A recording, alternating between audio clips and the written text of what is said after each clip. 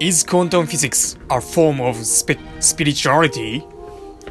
When I asked at the beginning, what makes us human, you may have heard echoes of the William James' famous book on the life of the religion. The varieties of religious experience, which has had a profound impact since its publication in 1902. That echo was no accident but intended as a subtle hint about the spiritual background of the concepts used by the quantum physicists to explain the world. Physicists typically believe that their experiments have forced them to develop the concepts of quantum theory. Out of their experiments with the elementary particles, atoms, and molecules, all these unexpected ideas arose of wave functions, quantum numbers, and so on.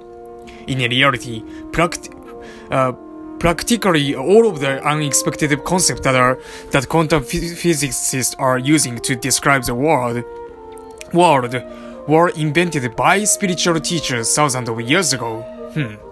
The quantum numbers, the concept of the potentiality, the principles of the wholeness, the importance of the wave as the source of the manifested world, all of these ideas have historically spiritual roots. Does that make quantum physics a kind of spirituality? Religions of all time have warned us for thousands of years that there is a part of the world that we can't see, but that is real nevertheless, because it can act on us. The idea that the basis of the visible world is a realm of the potentiality that doesn't consist of the material things, but of the mind-like forms, can be found in the teaching of the Indian sages thousands of years ago and in Aristotle's philosophy. And the same is true for the concept of the wholeness of the universe. The assumption that the basis of the material world is an ocean of the non-material waves, and the claim that the consciousness is the cosmic property.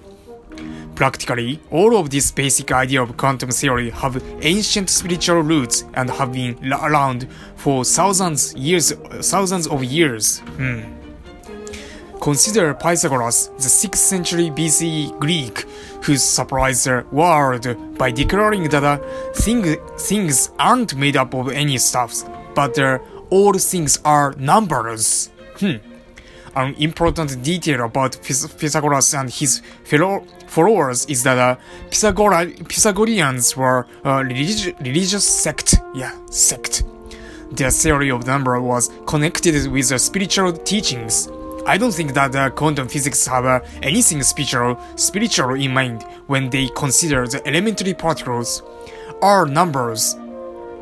But it doesn't matter what they have in mind. The fact is that by the way in which it describes the world, quantum physics has taken science right into the middle of the historic traditions of the spirituality. Aristotle accepted from the Pythagoras the view that form is an important principle of the being, but he wasn't willing to completely disregard as Pythagoras did the importance of matter in the world. So, in his metaphysics, Aristotle developed the view that all things are mixtures of the stuff and form. The table I write on has a certain form. It can have its form because it has a necessary stuff to express it. The flowers in your garden have specific forms and they have the stuff to show them. In this way, Aristotle claimed all visible things are necessarily mixture of their form and stuff. But he made one exception. There is one pure form, he said, that exists without any admixture of the matter. That form is God. This part of the Aristotle's philosophy is often called matter-form philosophy. Being means to have been formed. Being means to have been formed.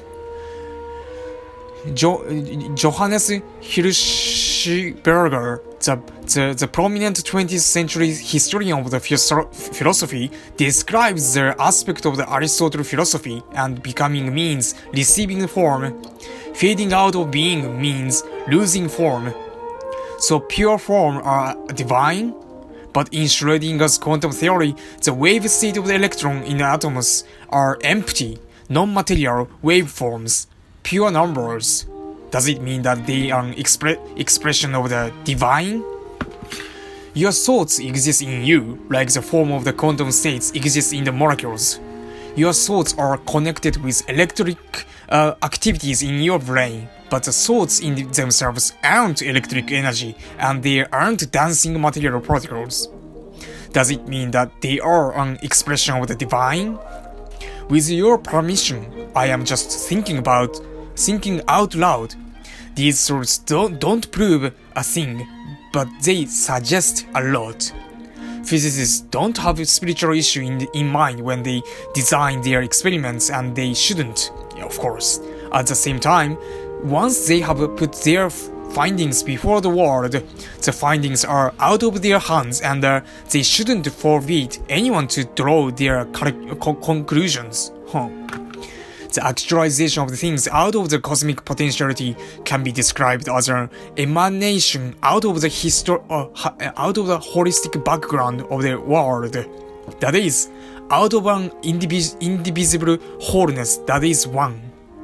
That concept isn't new either, and has been used by the philosophers for a long time. For example, it is important in the metaphysics of the Plotinus, the 3rd century Greco-Egyptian philosopher who has become the known for that way in which he reviewed Plato's thinking. Plotinus thought of gods as the one. In thinking about the origin of the world, he somehow developed the notion that God isn't the creator of the world, but the world is an emanation out of God, due to a necessary flowing over of the divine. Hirschberger reports, the one is all is out of the one. The one is all is out of the one. Many other examples come to mind that shows that a connection exists between the contemporary physics and the ancient spiritual teachings. I'd like to explore those connections together with you in this book.